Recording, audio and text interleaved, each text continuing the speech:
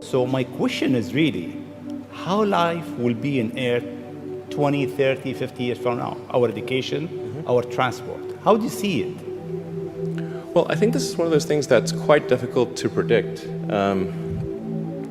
When you think of, say, the first controlled powered flight was 1903 with the Wright brothers. And then 66 years later, we put the first people on the moon.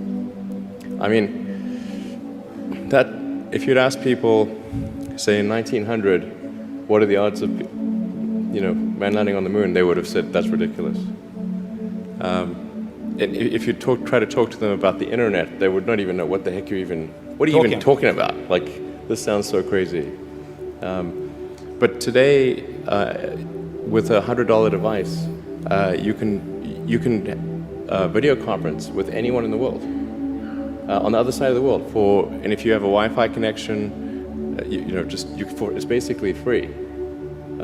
Free to have an instant visual communication with anyone, or even with millions of people. With social media, you can communicate to millions of people simultaneously. And you can Google something and ask any question. It's like an oracle of wisdom that you can ask almost any question and get an instant response.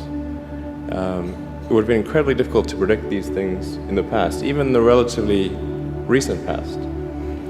So I think the one thing that we can be quite certain of is that any predictions we make today for what the future will be like in 50 years will be wrong.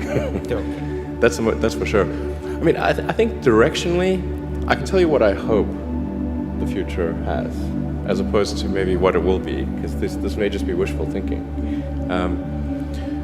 I hope we are out there on Mars and maybe beyond Mars, the moons of Jupiter.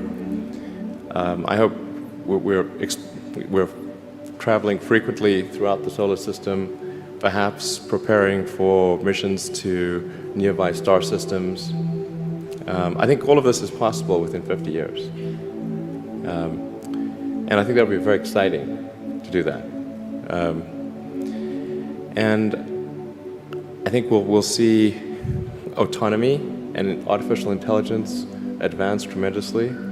I think that's actually quite near term. My guess is in probably 10 years, it will be very unusual for cars to be built that are not fully autonomous. 10 years. 10 years from now. Yeah.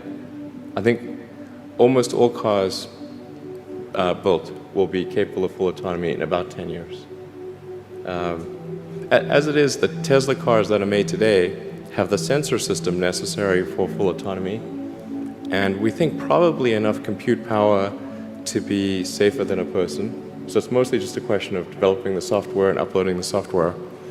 And if it turns out that that more compute power is needed, we can easily upgrade the computer. And so that's all Tesla's built since October of last year. And other manufacturers will follow and do the same thing. So getting in a car will be like getting in an elevator. You just tell it where you want to go, and it takes you there with extreme levels of safety. And that'll be normal. It'll just be normal.